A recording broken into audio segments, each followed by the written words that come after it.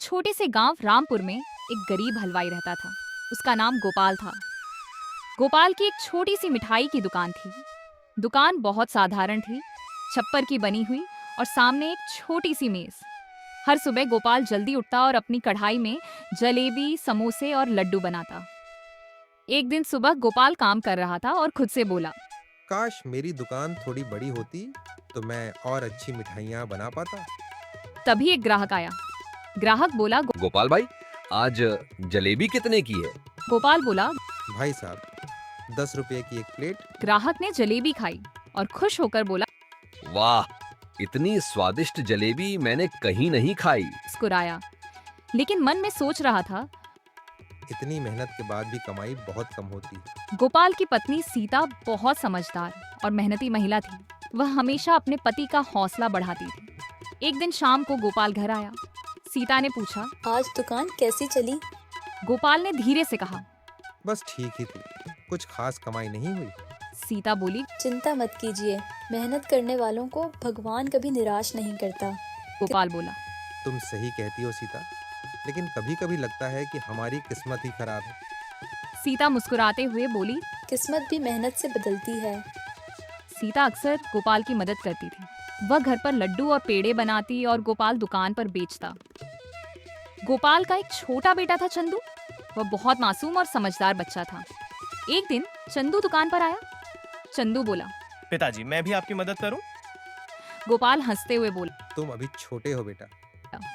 चंदू बोला। लेकिन मैं ग्राहकों को पानी दे सकता हूं। गोपाल खुश हो गया। चंदू ग्राहकों से बहुत प्यार से बात करता था। एक ग्राहक बोला। अरे गोपाल, तुम्हारा बेटा तो बहुत अच्छा है। गोपाल गर्व से बोला। हाँ, यही मेरी असली दौलत है। गांव में एक और हलवाई था, लाला मोहनलाल। उसकी बहुत बड़ी दुकान थी, लेकिन वह बहुत लालची था। वह मिठाइयों में मिलावट करता था और ज्यादा पैसे कमाता था। एक दिन वह गोपाल की दुकान पर आया। मोहनलाल हंसते हुए बोला, अरे गोपाल, इतनी ईमानदारी से काम करोगे तो जिंदगी भर गरीब रहोगे। गोपाल बोला। मैं किसी को धोखा नहीं देना चाहता। मोहनलाल बोला।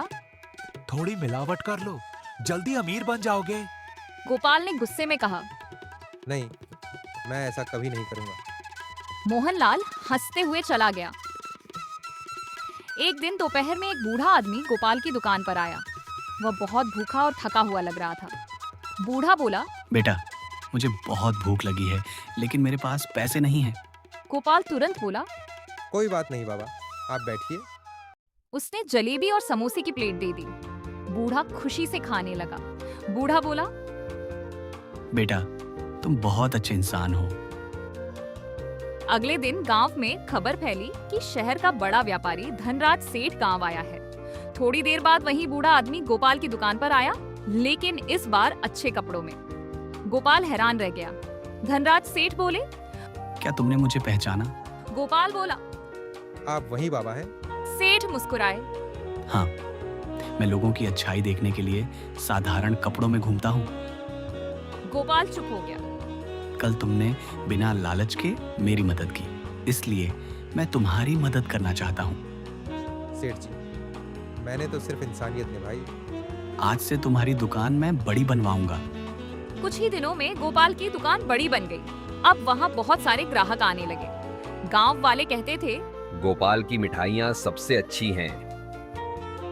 चंदू भी दुकान पर मदद करता था। सीता बहुत खुश थी। सीता बोली, देखा, मैंने कहा था ना, भगवान मेहनत का फल देता है। गोपाल बोला। हाँ, लेकिन हमें कभी घमंड नहीं करना चाहिए।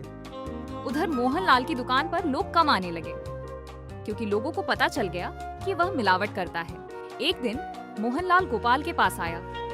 मोहनलाल बोला, गोपाल, मैंने तुम्हारा मजाक उड़ाया था, मुझे माफ कर दो। गोपाल मुस्कुराकर बोला, अगर आप ईमानदारी से काम करेंगे तो लोग आपको भी पसंद करेंगे। मोहनलाल को अपनी गलती का एहसास हुआ। उसने भी ईमानदारी से मिठाई बनाना शुरू कर दिया। कुछ सालों बाद गोपाल गांव का सबसे सम्मानित हलवाई बन गया, लेकिन वह आज भी गरीबों को मुफ्त में मिठाई खिलाता था। एक दिन चंदू ने पूछा, पिताजी, आप गरीबों को मुफ्त में मिठाई क्यों देते हैं? गोपाल मुस्कुराकर बोला, बेटा, क्योंकि कभी हम भी गरीब थे। चंदू बोला, मैं भी बड़ा होकर आपकी तरह बनूंगा। गोपाल की आंखों में खुशी के आंसू आ गए। ईमानदारी, मेहनत और दया से ही असली सफलता मिलती है। जो दूसरों की मदद करता है, भगवान उसकी जरूर मदद करता है।